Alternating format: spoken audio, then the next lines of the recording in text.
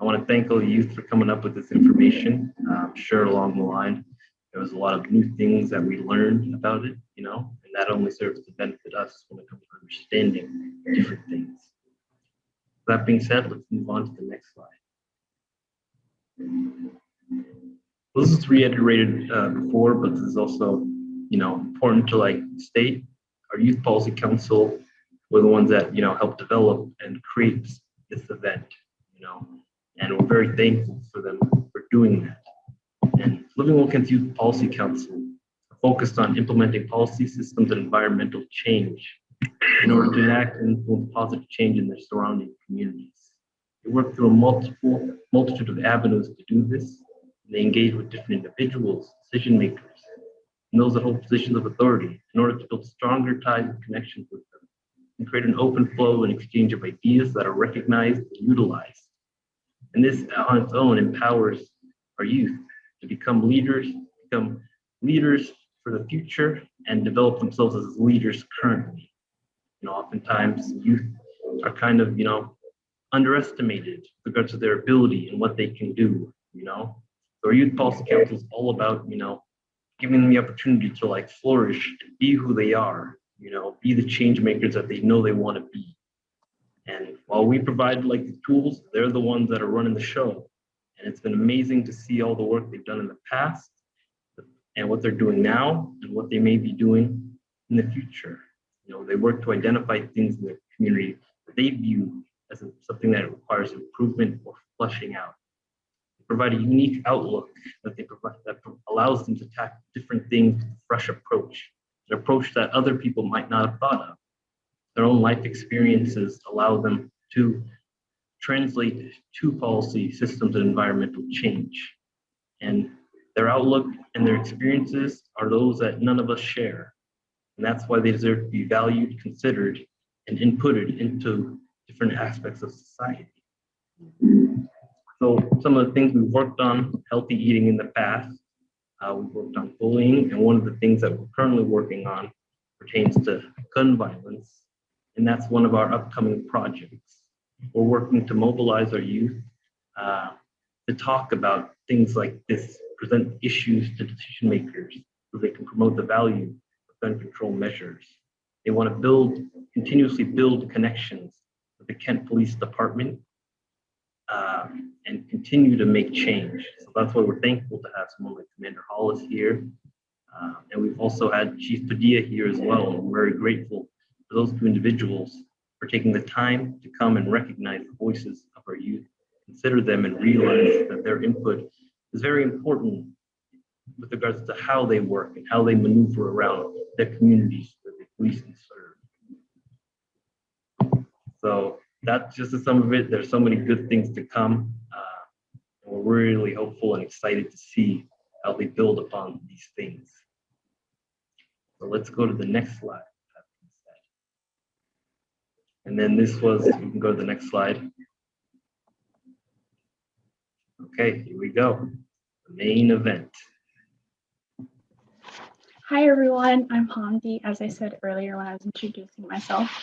So in this slide, I will be talking about a very significant figure whom is called Muhammad Ali. And then this slide just has some facts and information about him if you didn't already know. So Muhammad Ali was known to have pride and companionship by being a Black resistance to white domination. He was also an activist in the Black community. Muhammad Ali was a famous person and one of the greatest boxers in history. He had won the World Heavyweight Championship on 3 unrelated and completely separate occasions. Another interesting fact is he wrote some positive and encouraging quotes, such as, "Float like a butterfly, sting like a bee. If you even dream of beating me up, you better wake up and call me." And apologize. All in all, Muhammad Ali is a significant figure to the Black History Month because he was defensive for Black rights against the people who were against it. So, can you go back to the other slide? So these two pictures on the right are a younger self of Muhammad Ali and an older version of Muhammad Ali himself. Okay. Some more things about him are Muhammad Ali was actually stripped of his heavy weight for simply not accepting the military induction that was offered to him. He was extremely inspiring to many, many Muslims since he was one himself. And it's amazing how strong and confident he was about it all.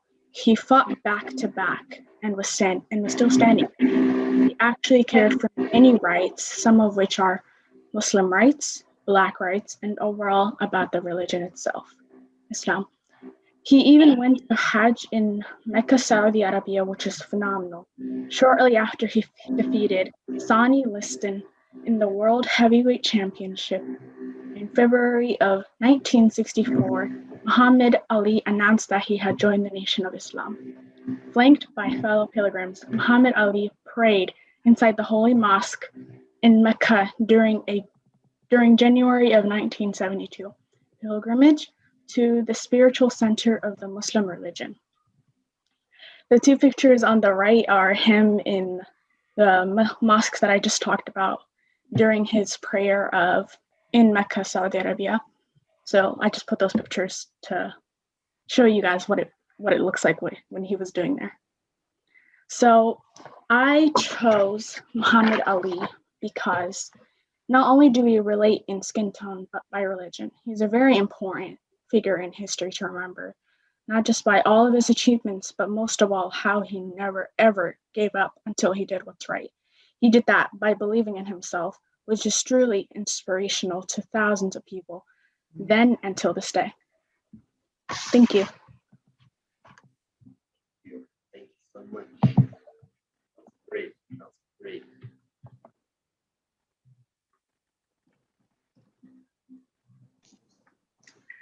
Stacey Abrams is a voting rights activist, politician, and author.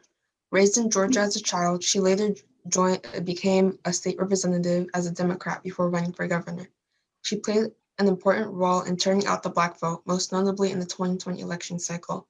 Since 2014, she has registered 500,000 Georgians. She's also recently been nominated for the Nobel Peace Prize.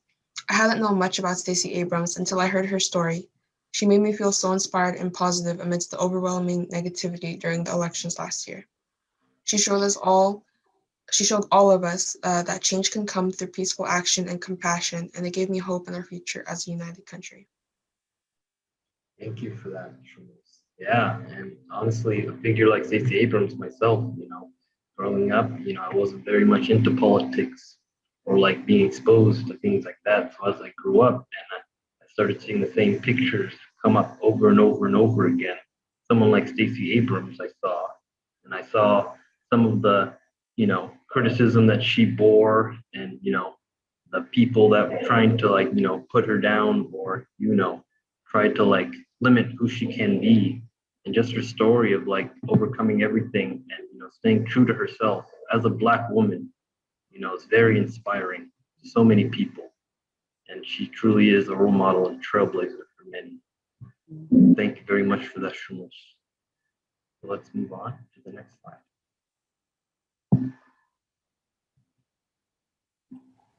So I'm Shukri, and I'm doing Martin Luther King Jr. Many of you probably know him already and what he's done, but I still decided to do him.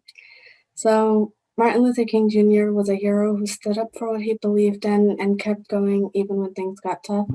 He also encouraged other people to do the right thing. Martin Luther King Jr. was a civil rights leader.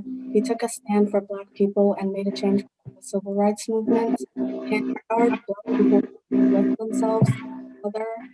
King was never a fan of violence and wanted to keep the peace. And in order to do that, he wanted to do nonviolent marches. He was very brave and courageous for putting himself in a dangerous position when there was obviously a lot of violence back then. And these are just some things King did or accomplished. He made an I Have a Dream speech. He wrote a letter from Birmingham jail, Memphis sanitation workers strike, where he stood up for sanitation workers, and Southern Christian Leadership Conference, and that's an organization that supports the principles of nonviolence. And as I was doing research on him, I found a quote that he made, and it says, "It is not possible to be in favor of justice for some people and not be in favor of justice for all people." And I like this quote because it applies to me and everybody else's life. For example, having equality in school, which is a very important thing because people need to feel like they belong. And that's what King wanted, for everyone to have the same opportunity and to be equal with one another. So,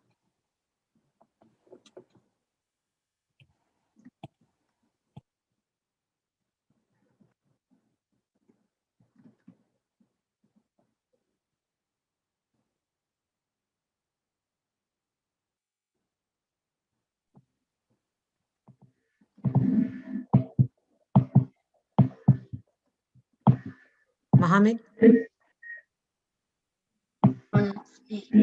That's Lukman. Lukman, can you turn your camera on?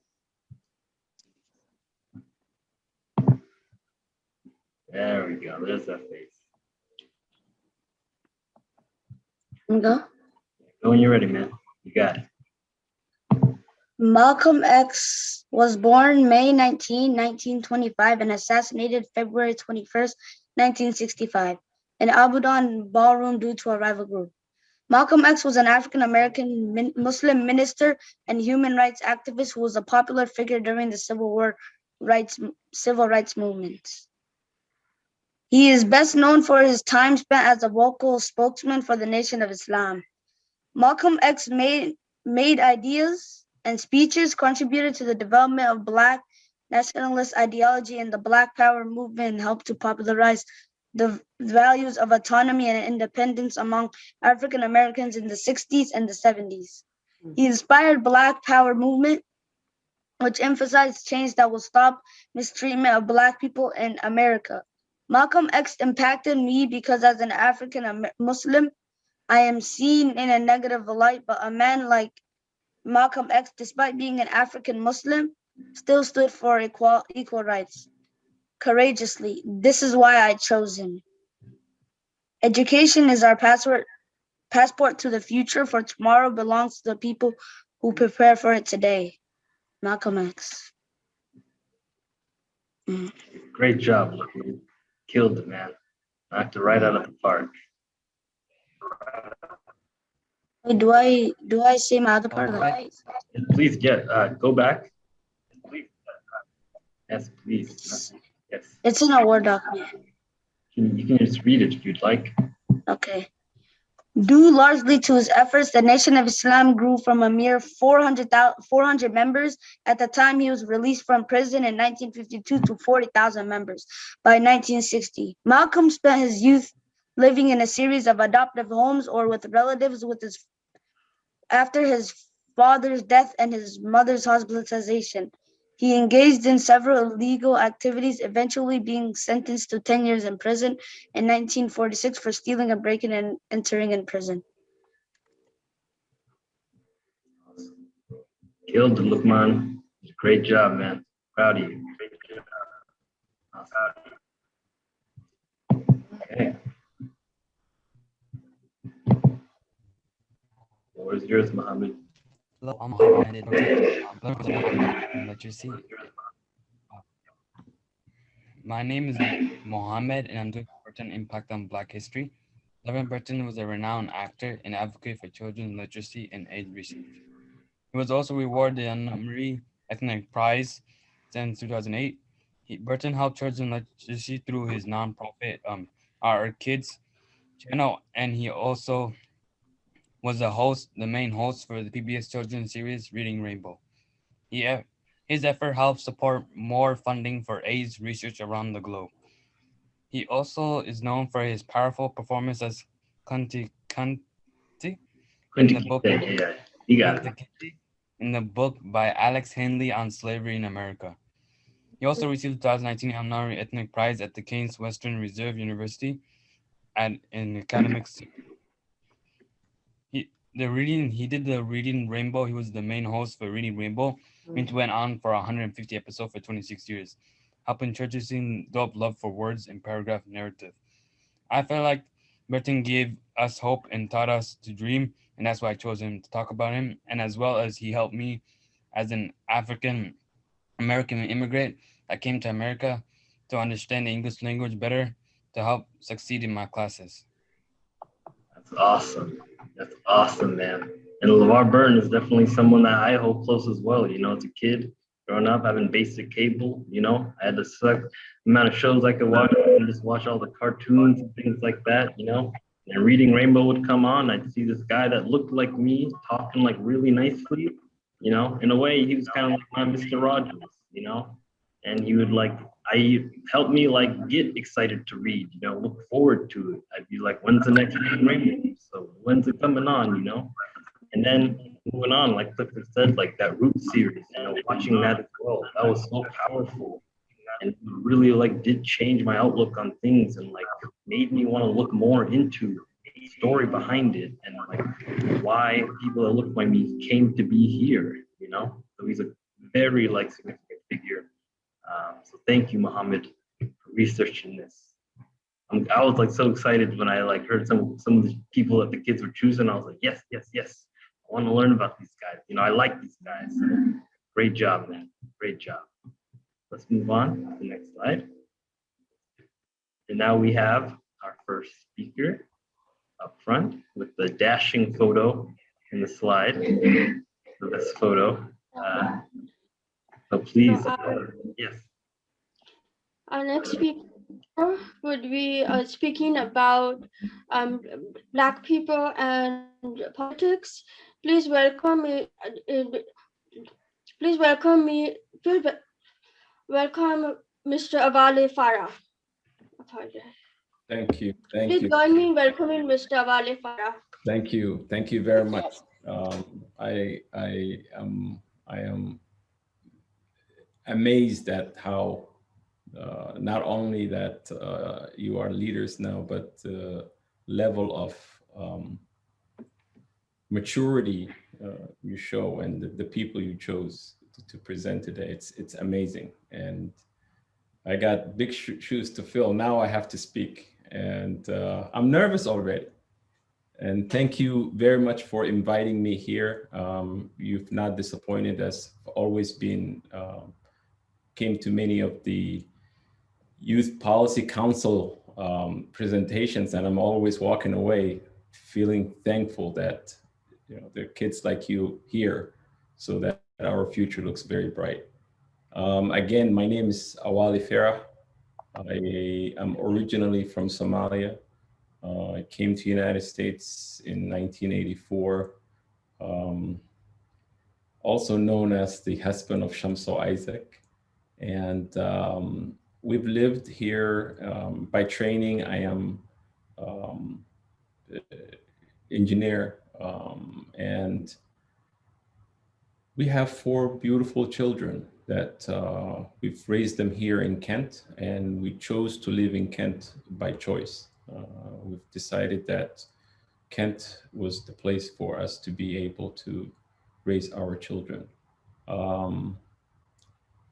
Why did I decide to run for office? I've been an engineer all my life. Politics never crossed my mind. But then I realized, as an American, what is my contribution to this union, betterment of this union, which each and every one of us has to be contributing to forever improving this union. And that's why I decided that I would put my life in 180 degrees and run for office. Not just run for office, but run for office that would make the lives of my local community better. I ran for city council, city of Kent. And the reason why I ran, it was because I felt that I had something to add to making the citizens and the community of Kent better. I want to make sure that instead of complaining I put my hat in there to make sure that I brought up the ideas that I thought we could make our community better. So I ran because of that as a Black man from Africa, as an African American, as a Muslim American, of all of those titles that I'm carrying with me. And to be, just go back a little bit, I've always made myself as someone that youth could look up to. When even I was an engineer, I played soccer for many years. So I would go to the high school kids and ask them to come join us, to play soccer with us, so that I could tell them the United States offers the ability to do something with yourself, and not to be sidetracked with going out with your friends and things like that. If you're focused, you can use me as a conduit to achieve the goals that you put yourself on. And so therefore, I wanted to always show myself as a role model, so that young African-American kid who is high school wondering what does it mean to be able to graduate from college and then go work for corporate world, such as Boeing and AT&T, what would it take? And I wanted to always show that that ability to make sure that they knew somebody who looked like them has achieved that goal, so that they can ask me all the questions they had at the moment. But then when I decided to run, the reason why I also decided to run was to show people who look like me that is possible, that you can be the part of the solution, and so that you don't, because a lot of times what happens is, politics, when you hear that, most people get shut off because of the pickering that we hear every day. We watch that on the news, and you really don't want to get yourself into it. But you realize that in order to make a difference, you have to be at the table. And as they say, if you're not at the table, you are on the menu. So it is very important to be part of the solution, to make your community better, to make sure that you are sitting and speaking of that, your lived experience. It is very important as an American that you contribute your part, and instead of letting other people, because I've always said that to myself, right? Let someone else do it. Why doesn't somebody else do it? And to tell you the truth, it is not somebody else's job. It's your job. And as a youth, as a young person, use me as an example. Don't do what I did. Start early and get yourself into getting involved. It's very important to get involved, not because you want to run for office, but also you want to know what is the policies that are happening within your city, and therefore you could speak and make sure that policymakers hear you, because at the end of the day, policymakers work for you, and they work for what you care about. But if they don't hear from you, it would be very difficult for them to do anything you care about, because there are people who are there on their face every day telling them, this is what we care about. So it is very important to get involved. It's very important to get to be able to take part of what is happening within your community. That you're not just someone who lives here, as I have been, but goes to work in another city, like Redmond, every day for 20 some odd years. And that is not something that that will make your community better or make it community forward. So I would encourage you to get involved. You don't have to run for office, but if you decide to run for office, I'll be more than happy to help you figure out what are the obstacles. And I can tell you as someone who never ran for office, I mean, there were many obstacles that I learned and came over during the time that I ran for office.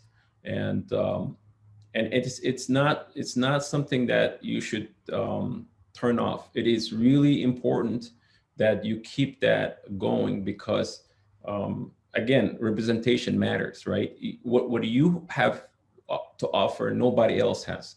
So therefore, it is very important to make sure that you get yourself involved, you run for office, and you make sure that you ask me if you need help in terms of what are my obstacles. For example, when I decided to run, I honestly didn't even know what it meant to be, how to file for us to become a candidate. The things that as a Black African American, you don't really have much of resources that are available to you in terms of when it comes to politics. You don't have the resources to go to your local district. You don't have much of that involvement because our communities are not first on that. They really are struggling on day-to-day lives. And some of them have 2 jobs, parents really don't have time. So it is very important to tap into that resources, and I'm determined to make sure that, that resources for people who look like me have that. So therefore, when it comes time for them to decide to go, I'm there for that experience and share that experience. In terms of making sure that, if you are someone who is color and trying to navigate through this process of politics, it's very difficult to not have that for many reasons, that you don't have the ability to be able to tap into a lot of experience from that realm. So I had a lot of obstacles. I came across many of this so-called, I even got to a point where people would say, "Oh, you speak very well," and you don't look over that, right? You just you take that in and you make sure that you continue your path. And so that's what I wanted to share with you tonight. It's very humbling and it's very truly ability to have this ability to talk to you tonight, and I appreciate you inviting me and considering me as someone that has something to contribute. Thank you. Wonderful. Thank you, Awale, so much for your words. Like you said, many of us do identify with you, as a young Somali male. You represent what I will be in a 20-something years. I'm not going to be disrespectful and say 40, 50-something years, but you are someone that I will become, and you are a figure that I, and probably many other, Somalis that look like you in Kent will look up to. And the actions that you take, are inspiring to others, putting yourself in a position where you are uncomfortable, where you don't know everything. But the biggest thing is that you still want to make change. And that's the biggest thing above anything else. All the information will come and follow. But as long as you have the right setting and you know what you want, then you can push forward and do what you want.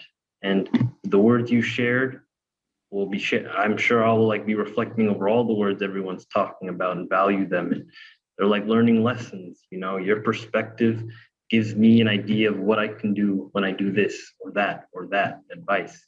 And while I thank you for extending that offer of help, if anyone wants to do something like that, you guys are all welcome to take that opportunity if you guys want, to make sure that you can do the things that you want to do.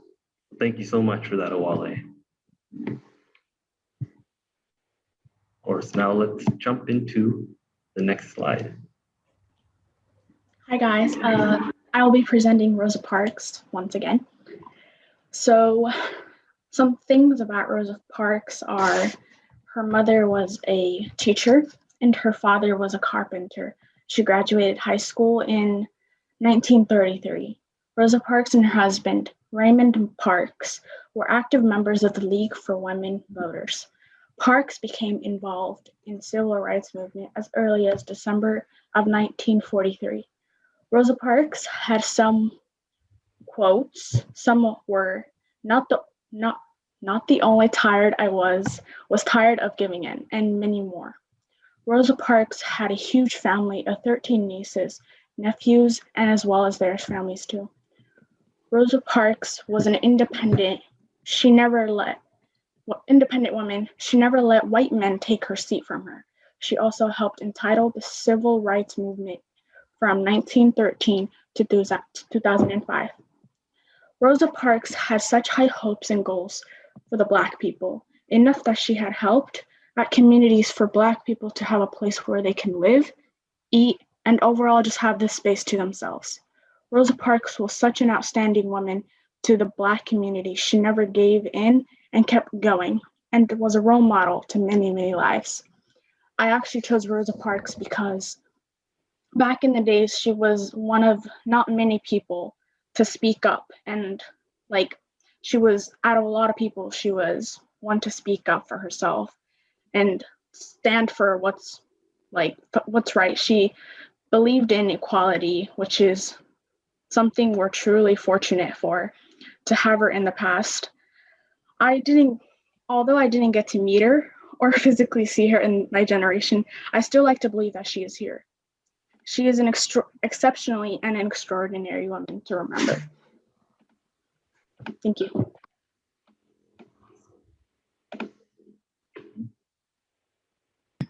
Hi, I'm Felicia, and I'll be presenting Rosa Parks also.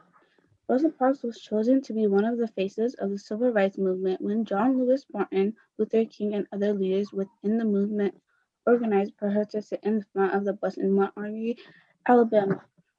In 1955, when she refused and was arrested, they used to publicly and showcase the racism discrimination Black people were facing in the Deep South due to Jim Crow laws. Rosa Parks is significant because she was an issue that affected all Black. Rosa Parks was an American activist in the civil rights movement, best known for her pivotal role in the Monarchy bus boycott. Rosa's mother was a teacher, and the family valued education. Rosa moved to Montgomery, Alabama at age 11 and eventually attended high school there. Elementary school in Alabama State Teachers College for Negroes. She left at 16 early in 11th grade because she was needed to care for her dying grandmother and shortly thereafter her chronically ill mother. In 1932 at 19, she was married to Raymond Parks, a self-educated man, 10 years in her senior, who worked as a barber and was a longtime member of the National Association for Advancement of Colored People. He supported Rosa in her efforts to earn her high school diploma, which she ultimately did the following year. Rosa Parks stands out to me because she is a Black woman, and I know the struggle it is to be a Black woman and the bravery it takes, especially as a mother. She put her life on the line, not knowing what would happen next. Rosa also stood out to me a lot because as a colored person and as a woman, this stood out a lot to me. Great job. Great job, Felicia. Great job. All right.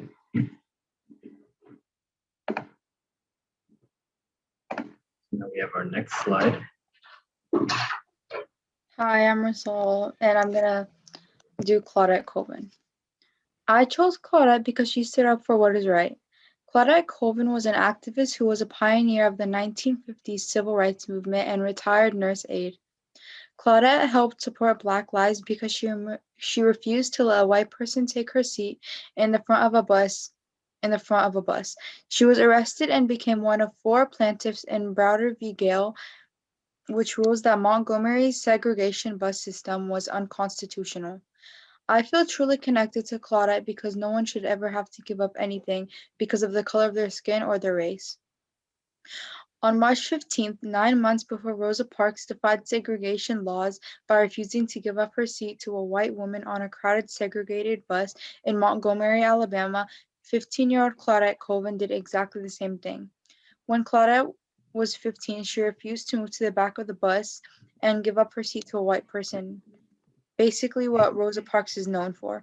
Most people know about Parks and the Montgomery bus boycott that began in 1955, but few knew that multiple women had refused to give up their seats on the same bus system. Colvin was the first to really challenge the law. Yeah. I chose Claudette because most people only know about how like Rosa Parks did that, but Claudette was actually like the first woman to stand up for herself in that situation. So I think she deserves more recognition. Yeah. Thank you. Thank you for that, Rasol. And like, this is one of the great things about them doing this research and choosing these topics, you know, because some of these figures, like, I wasn't completely aware of like Claudette Colvin and her role in being one of the first people to do an action like that, you know. And I found myself learning as I read through these slides and what the youth came up with. And I was like, you learn something new every day. And that was the case with something like this, you know. And it was just great. Rasol, great job coming up with all of this and like providing like some insight or like a different outlook on like how someone like her, you know, did things. Because obviously a lot of people know the figurehead Rosa Parks, you know, but there's a lot of work done behind the scenes, you know, to ensure change like the ones they were advocating for happens. Great job, Rasol. Thank you.